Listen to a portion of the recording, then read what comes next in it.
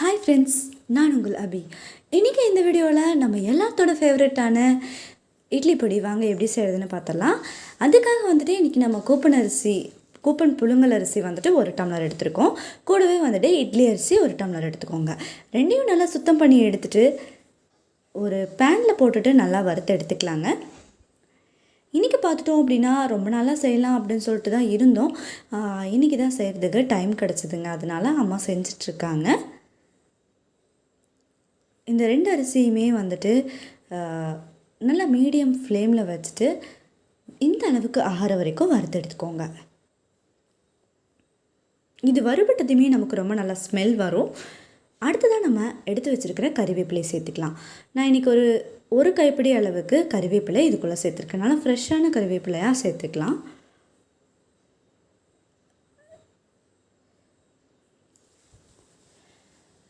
கருவேப்பிலையை போட்டுட்டு நல்லா வறுத்துக்கலாம்.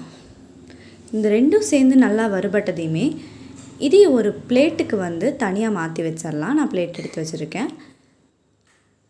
இது நீங்கள் வாயில் போட்டு பார்த்தீங்கன்னா நல்லா மொறுன்னு கடிப்படுற அளவுக்கு வறுபட்டுச்சுன்னா கரெக்டாக இருக்கும். அதே பென்லேயே இப்போ 1 கப் அளவுக்கு கொள்ளு சேர்த்துக்கோங்க. கொள்ளு சேர்க்கும்போது அதையும் நல்லா சுத்தம் பண்ணி எடுத்து சேர்த்துக்கலாம். சில டைம்லாம் இதில் கல் இருக்க வாய்ப்பு இருக்குது. இது கூடவே உளுத்தப்பருப்பு சேர்த்துக்கலாம். நான் இன்றைக்கி வெள்ளை உளுத்தப்பருப்பு ஒரு 4-5 ஸ்பூன் அளவுக்கு சேர்த்துருக்குறேங்க. நமக்கு தேவையான குவான்டிட்டிக்கு நம்ம இன்க்ரீடியண்ட்டெல்லாம் சேர்த்து வச்சுக்கலாங்க. அடுப்பு ஹை ஃப்ளேமில் வச்சோம்னா சீக்கிரம் நமக்கு கரிகிற மாதிரி ஆயிரும். அதனால் மீடியமாக வச்சுட்டு நல்லா வறுத்து எடுத்துக்கோங்க.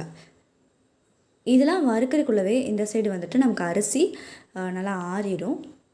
இப்போ கொள்ளையும் உளுந்தையும் எடுத்து தனியாக வச்சுட்டு குருமிளகு இந்தளவுக்கு நீங்கள் சேர்த்துக்கோங்க. அதே பேன்லேயே சேர்த்துட்டு லைட்டாக வறுத்துட்டு கூடவே ஒரு 5-6 ஸ்பூன் அளவுக்கு பொட்டுக்கடலை அதையும் உள்ளே சேர்த்து விட்டுக்கோங்க.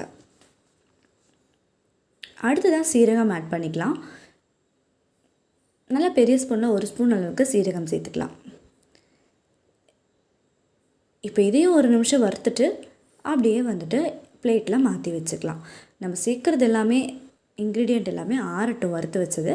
அதுக்குள்ளே இந்த சைடு காரத்துக்கு ஏற்ற மாதிரி நம்ம மிளகாய் சேர்த்துக்கலாம். நான் இன்றைக்கி காஞ்ச குடமிளகா தான் சேர்த்துருக்கேன். இது சேர்க்கும் போது நமக்கு இட்லி பொடி இன்னமும் டேஸ்ட்டாக இருக்கும் ரொம்பவே.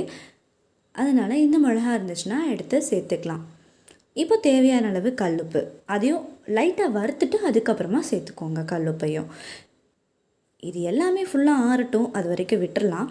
ஒரு 1/2 hour விட்டோம்னாலே ஃபுல்லாகவே நல்லா ஆறிடும். இது ரொம்பவே நம்ம வீட்டில் எப்பயுமே நமக்கு இட்லி பொடி இருந்துச்சுன்னா சட்னி சாம்பார்லாம் செய்ய முடியாத சமயத்தில் கூட நம்ம இதை வச்சு டக்குன்னு சாப்பிட்டு முடிச்சுட்டு கிளம்பிடலாங்க. சட்னி சாம்பார் இருந்தால் கூட இது சாப்பிட்ற ஒரு ஃபினிஷிங் நமக்கு எதுலேயுமே கிடைக்காது. அந்த அளவுக்கு இது அவ்வளோ ஒரு டேஸ்ட்டாக தாங்க இருக்கும். இப்போ ஆறிடுச்சு. நம்ம மிக்ஸி ஜாரில் போட்டுட்டு நல்லா பவுடர் பண்ணி அரைச்சி எடுத்தாச்சு. இது அப்படியே எடுத்து இன்னொரு டப்பாவில் போட்டு வச்சிட்டோம்னா வேணுங்கும் போது எடுத்து யூஸ் பண்ணிக்கலாம். ஓகே ஃப்ரெண்ட்ஸ், பாய். அடுத்த வீடியோவில் பார்க்கலாம்.